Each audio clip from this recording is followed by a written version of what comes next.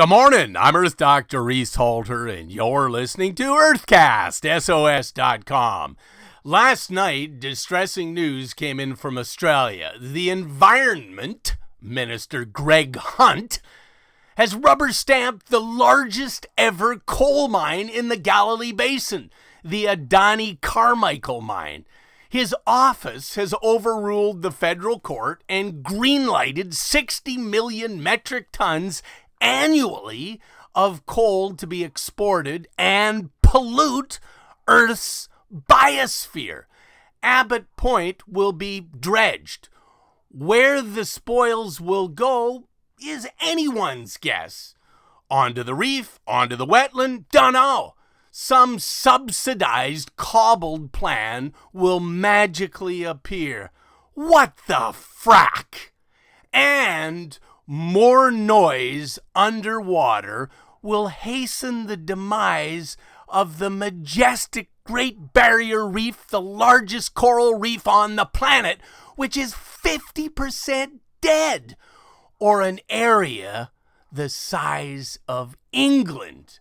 The oceans globally are so warm that a third global coral bleaching or death event is occurring right now from burning more heat-trapping, climate-altering, subsidized fossil fuels, including the number one perpetrator, coal.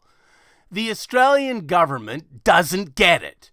Greg Hunt, in fact, has sanctioned global ecocide. Oceans are 1 to 3 degrees C warmer than the long-term averages for summer. Based on these numbers and the old predictions of doubling of fossil fuel emissions, by the 2040 decade, corals globally will all be gone. That's horrific, since they're home to over 1 million known species of life. But that's the old prediction. Fossil fuels are set to surpass the tripling mark in emissions, and the oceans will be far too warm for coral reefs well before 2040. The Paris climate talks in November are eyeing a 2030 mark for a reduction globally of fossil fuels. That's far too late, and foolish, uninformed economists frequently talk of a world of 3°C warmer as if that's nothing.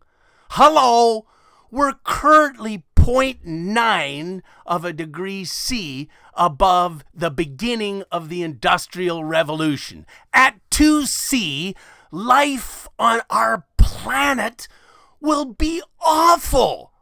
And beyond, endgame as we know it. Envision the dystopian Hollywood action movie of Mad Max. That's how it will be. By the way, there'll be no electronics. Let me refresh your memory of the road that politicians globally have selected. Economic growth by the destruction of nature. Holus bolus. Already there's 60 million people fleeing long-running conflict globally. Europe is splitting at the gills. 4 million people have fled Syria alone since 2011.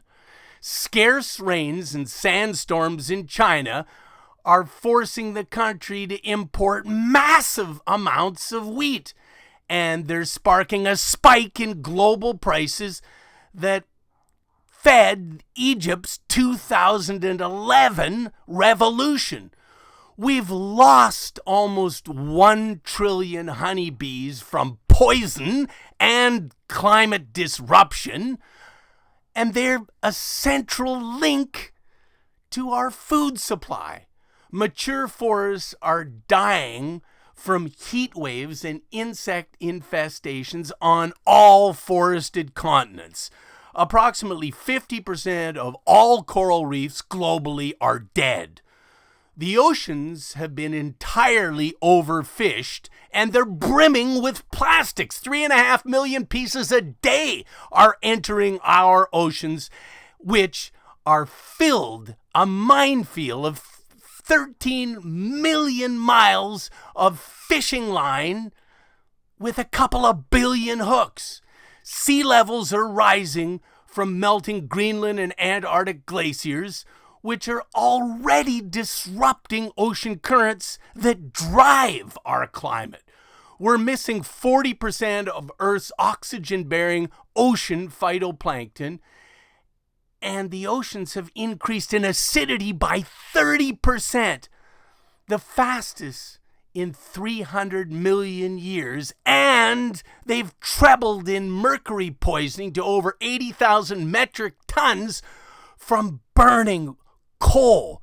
Fossil fuels are subsidized, according to the International Monetary Fund, $5.6 trillion globally each year. Ladies and gentlemen, unless all governments act with a stringent fossil fuel reduction plan to be implemented by 2020, our civilization will not make the mid-century mark. OMG! This is an epic SOS. Save our species. Earthcast SOS is brought to you by theokraproject.org. I'm Earth Dr. Reese Halter, reminding you to protect our planet.